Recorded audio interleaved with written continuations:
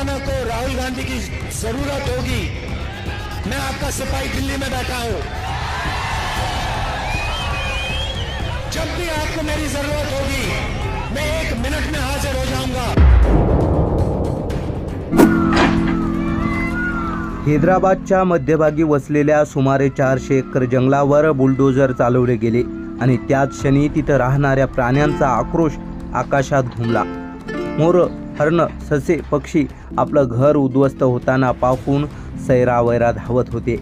या सर्व घटनेचे फोटो व्हिडिओ सध्या सर्वत्र पसरले आहेत आणि प्रत्येक संवेदनशील मनाला अस्वस्थ करत आहेत। रात्रीच्या अंधारात आलेल्या जेसीबी मशीननी निसर्गाची शांतता चिरडली। जिथं कधी प्राणी शांतपणे वावरत होते, तिथं आता मशीनचा गोंगाट आणि धुळीत मिसळलेली हिरवाई दिसत होती। झाडांची कत्तल झाली, पक्ष्यांची घरटी जमीनदोस्त झाली आणि प्राणी डोळ्यात भीती घेऊन धावत होते।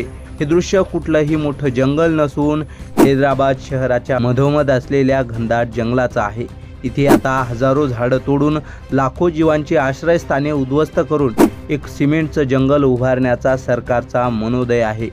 हैदराबाद विद्यापीठानं अनेक वर्षापासून ही जमीन आपली असल्याचा दावा केला, पण कोर्टानं तो नाकारला।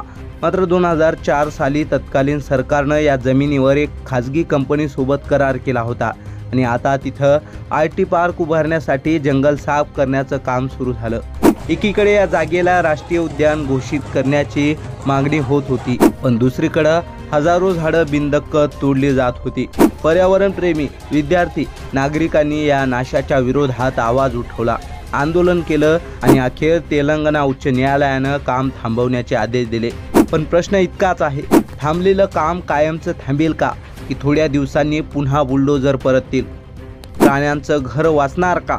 सरकारनं निसर्गापेक्षा विकासाला प्राधान्य देताना जीवाच्या वेदना दुर्लक्षित तर केल्या नाहीत ना? हा केवळ जंगलाचा नाही तर आपल्या भावी पिढ्यांच्या भवितव्याचा प्रश्न आहे। आज झाडं गेली, उद्या पाणी जाईल, परवा हवा प्रदूषित होईल आणि शेवटी माणूसच मरणपंथाला लागेल। सरकारला आमचा थेट सवाल आहे, विकास हवाच, पण प्राण्यांच्या हक्काचं जंगल तोडून हा कुठला न्याय आहे?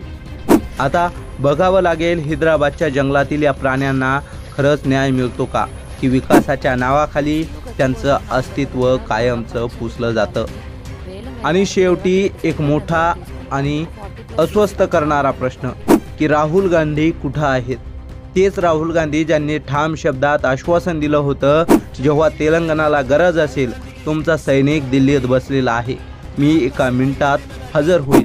आज तेलंगणाच्या हृदयातलं जंगल उद्ध्वस्त केलं जातंय, हजारो जीव भयभीत आहेत आणि लाखो लोकांचं मन व्याकुळ आहे, पण राहुल गांधींचा आवाज कुठं आहे? एक शब्दही नाही, एक प्रतिक्रियाही नाही। मग प्रश्न उपस्थित होतो, जेव्हा तेलंगणाला खरंच गरज होती तेव्हा तुमचा सैनिक कुठं आहे? या संपूर्ण घटनेवर तुमच्या प्रतिक्रिया आम्हाला कमेंट करून नक्की कळवा।